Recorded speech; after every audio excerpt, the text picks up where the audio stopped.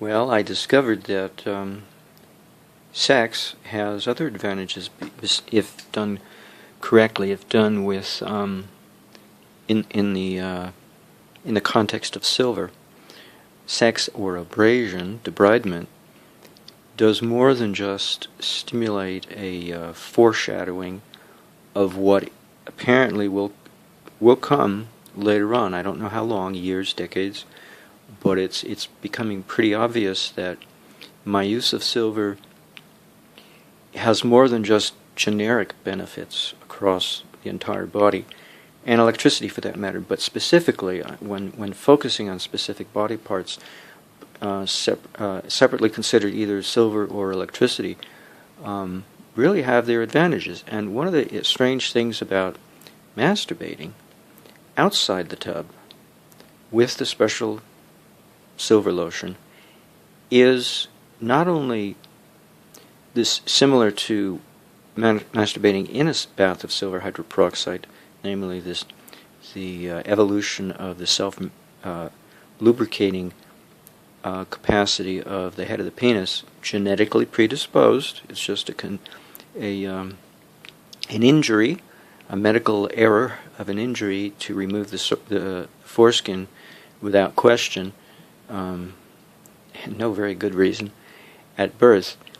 That same kind of self-lubricating that can occur in a dry environment of hydrogen peroxide or silver hydroperoxide or both in the bath actually had an impact of playing with myself with the lotion outside the bath, was the lubrication of the colon.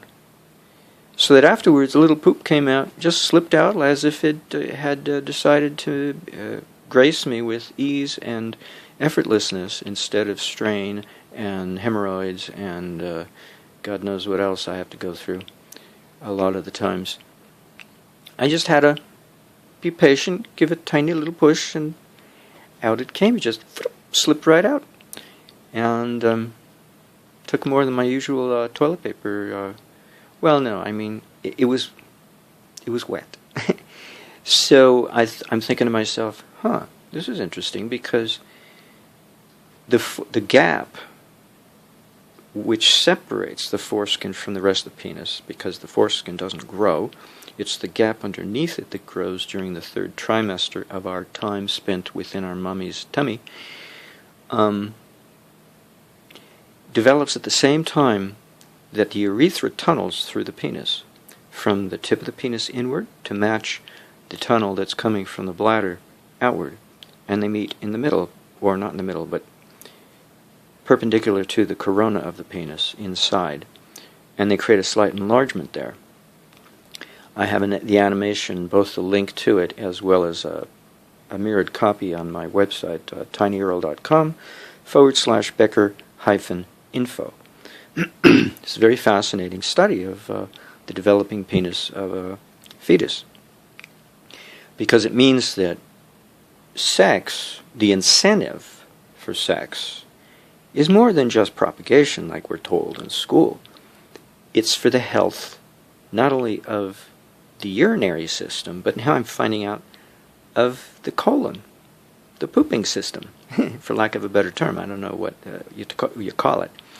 The elimination system. Well, elimination is too broad and vague. The pooping system. The health and efficiency to poop, which when it's easy, we take it for granted, and when we lose it, we go, oh my God, And then if we lose it for years, decade or more, then it's like unnecessary way of life. Not something I would choose for myself. So this use of silver is very provocative. Electricity has its also merits that are different, and I don't have to use them together necessarily at the same time. In the same setup, I sleep in a sleep circuit, and if I have an injury, I know I can put electricity across the injury. But using a simple voltage divider circuit, also on that webpage at tinyurl.com/Becker-info. But a lotion, this is not on that page. I haven't updated this onto that page. It's more or less on my YouTube channels. Basically, in a base of oil and beeswax, vegetable oil and beeswax, melted beeswax, powdered silver brushed off the electrodes of a colloidal silver generator with a clean, brand new toothbrush, and salt, very important, because Becker says in his book The Body Electric, salt is a force that, or it provides abrasion and debridement and stimulation of regeneration. And the salt granules are actually like sandpaper, they're abrasive. But in a nice way, because it's salt. This is what the body needs. And MSM, which helps to hydrate the skin and soften it up and take away wrinkles, and it's also a good rejuvenative compound. And then maybe baking soda. I don't know yet if it's really necessary to have baking soda, if that helps to improve the alkalinity. But I stay away from borax, the emulsification of the oil with the help of borax, and the emulsification in a water base, because I don't think water is necessary to make it a watery lotion. In fact, I'm adding beeswax to stiffen it. So why would I want to add water to water it? And borax stings the head of the penis. I mean, it doesn't feel right. Here I am trying to make the penis more sensitive, and the borax is just too alkaline. It's too strong. It's nice. It kills mold, but it does not kill yeast. So it's not good for everything anyway. But here I'm not trying to kill bacteria necessarily, and the silver does do an adequate job of bringing down the population of yeast that could grow by keeping the head of the penis moist with this lotion. So, silver's good enough, the powdered silver. And grinding that into the head of the penis with this kind of lotion, lubricating lotion for the purpose of masturbation outside the bathtub, it's not bad. It's driving silver and salt and MSM into the skin and of the shaft of the penis and into the mucosal membrane of the glans, head of the penis. So they get an extra dose of this stuff accelerated, at an accelerated pace. The beeswax probably has some magic to it, that I couldn't know what it is. It's a complex set of ingredients that comes out of the bee's body. But it's very effective under the circumstances when united with powdered silver. Internally, externally, it's just good to have the two together. And the oil helps break up the beeswax so it's not so stiff and hard. Because, it has to be manageable, right? So oil is too greasy, and the blend of the two, the blend of waxy, greasy, is just, you can make it just the right balance between the two. So there's some added friction, it's not that slippery, and then the salt is abrasive, as well as chemically abrasive. It's mechanically abrasive as well, the crystals of salt. So I don't use salt that has sand in it, because that would be stupid. So I don't use earth salt, I use sea salt. I don't want sand in my salt. I want food quality sea salt with no grit, because I'm not going to grind grit into my penis. Salt is okay. I'll live with that, but not grit, not sand. So I thought I'd share that because it was pretty provocative. I'm getting all these indications now, more recently, of progress in the area of regenerating my penis. And I don't take baths anymore because the weather's warming up and I get ridiculously overheated when I come out of the bath. So much so I have to go get a popsicle, several popsicles, or ice cubes. I made some out of ginger tea because I ran out of popsicles to quickly cool down, because getting so overheated is like, wow, because there's things in the bath that are heating. The hydrogen peroxide has a heating effect in a broad general sense, in a mild sense.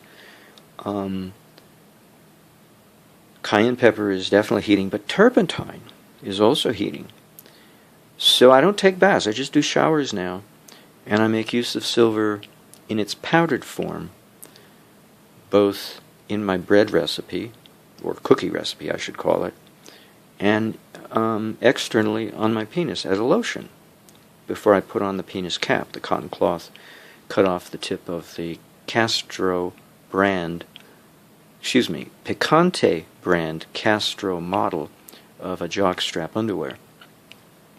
And that cotton cap stays on pretty good. So I use silver in a cookie I make out of flour and double-acting baking rising agent, the combination of baking soda and potassium bitartrate, and sugar, oil, and beeswax, and silver powder, and a little touch of salt, various herbs. Anything else I can think of to put in? I can't remember what else I put in. Oh, I put in 1 egg. That's right, I forgot. I'm getting used to it. It was a bit of a shock at first. But if I have the cookie for lunch, and we're talking Mr. Cookie Monster here, I grew up on cookies, milk, and salad. That was my diet as a kid. I couldn't eat much else. So, I wish I had fish without the bones, but I didn't speak up for myself. I was taught early on not to speak up for myself, so I didn't. So once in a great while I was lucky we had some shrimp. I didn't like it with the bony shrimp, bony fish, and I couldn't stand meat. And chicken I was neutral towards. It didn't do anything for me, hot or cold. But fish was good, but I never got enough of it. So I just ate a lot of cookies and drank a lot of milk, as if it were fruit punch, by the quart, not by the glass. And salad with lots of dressing. All soup, drank up the dressing at the bottom of the bowl. That was my diet as a kid. When I got older, I learned how to make my own cookies out of butter, a thick layer of butter on top of a graham cracker, and then a mound of sugar on top of the butter, and then fit that inside of my tiny mouth, my tiny little mouth. That was a good after-school snack, because Mom never bought enough cookies. I always ate them up too fast. So this cookie is very interesting because the sugar counterbalances the bitterness of the baking soda, and the beeswax is in there to add to the traditional, conventional idea of how to make a cookie. Namely, you put oil in it. It's like a cracker, only it's sweet. But then you put the silver in, and that way I can be healthy in my summer phase of using silver. So I got a winter phase in which I bathe in silver hydroperoxide, and now I have a summer phase, summer half of the year, in which I eat silver powder in a cookie recipe. But it's the main course, I might have a little cheese, I might have a little yogurt, or certainly I will have peanut butter with it, if I feel like it, and then a vegetable, and maybe some soup as a beverage. But the cookie is like my main course. It's got everything in it I want. In terms of calories, in terms of, calories, protein, fat, and carbs. What else? But I'll only have that for lunch. I don't eat breakfast or brunch. But dinner I take it easy because the baking soda is raising my blood pressure and the egg is going to make me a raving lunatic, and you're like, because it's a little too stimulating. I'm used to being a vegan for over 3 decades, so why overindulge? And I don't eat much of the cookie. I don't eat much food at lunch. I mean, I'll eat more peanut butter, but I go easy on the cookie because it is a little bit much for my blood pressure and the egg protein. So at night, I just have noodles with soup. I love soup. Soup in a carton. Oh my God, all kinds of flavors of soup. Vegan soups. So I tend to be vegan, so I emphasize peanut butter over cheese, but I do like yogurt on occasion. That I like. So I don't know, I thought I'd mention it because it's kind of similarly related. How do I use silver? Well, different times of the year I use it in a different way. And of course, you can't buy these things. You have to make it. People ask me, where do I get silver hydroperoxide? You make it, sorry. And where do you get silver lotion? You're going to have to make it, because you're not going to find it on the shelf. The medical profession would not want you to encourage you to use silver. No way. Not unless they grew up and matured for a change, but they're too much a corporate model. Maybe in the old days when the nuns ran the hospitals, it would have been a different story. But now that the hospitals have been taken over by insurance company-funded corporate entities, you can forget about the little nuns in their habits doing charitable work by running a hospital. It's, literally the high-priced, high-tech protocols have replaced the simple, inexpensive protocols. So the nuns can't afford to run the hospital. But it's a waste. All it does is prop up our dollar, the value of the dollar. It doesn't give us quality health care. It's so expensive we can't even afford it. We have to have insurance to pay the medical bill. So yeah, the stuff I do, I pay out of my pocket, but I'm independent on how I manage preventative care. I don't have to run to a doctor. If I get botulism poisoning, which I did get out of a can of okra one time several months ago, I just ingest some silver embedded in beeswax. Beeswax shavings off the beeswax bar that I put in the beaker and have the stirring murky colloidal silver, several thousand parts per million, collect the silver particles adhering to the sides of the edible beeswax bars. And they're 1 ounce bars. You can get them on Amazon, not the pound bars, but the 1 ounce bars. It's very high quality edible beeswax. And now I've got all that silver stuck to the sides. And then I can take when it dries out, I can take a potato peeler and peel off the shavings of silver and munch on that. Or a toothbrush, brush the silver powder off the electrodes into a tiny little container to hold until I'm ready to make lotion or ready to make a batch of cookie. Oh, I put flaxseed in with my cookie. I knew I put something else. I put flaxseed. I put a good dose of maple sugar and all kinds of herbs, but I did put in ground flaxseed mixed in with the flour. That's right. I knew there was something else missing in my formulation agreement. I did not put MSM because I don't like the taste. If I want MSM, I either put it in the bath or I take capsules. I don't want to taste the stuff. It's kind of bitter. Or I put it in my penis lotion. So that's my latest update on foreskin regeneration. It's looking like I can see progress. And they're milestones. They're episodic in many respects, but my general health has certainly improved by bathing in silver hydroperoxide. And eating silver in the cookie, don't even know it's there. I don't have to put much, just a little, a teaspoon? And we're talking a humongous batch of cookie dough. Not a mere 4 cups of flour. We're talking maybe 8, 12 cups of flour. When I make cookie, I'm serious. I'm serious about this. This is Mr. Cookie Monster here. I make one serious batch of cookie, and so I couldn't make little teeny-weeny things on the cookie sheet. And I did put it in the fridge for 2 hours to solidify before I baked it at 250 for about 4 to 6 hours. I'm a champion of the slow bake method on an oiled stainless steel cookie sheet. But the mound, I had 6 mounds. They were so huge. They were about the size of a small loaf of bread. About a 3/4 size loaf of bread. Or half. Between a half and a 3/4 size loaf of bread. And all kinds of herbs. Powdered kelp, turmeric, slippery elm, licorice root a little bit. What else did I put in?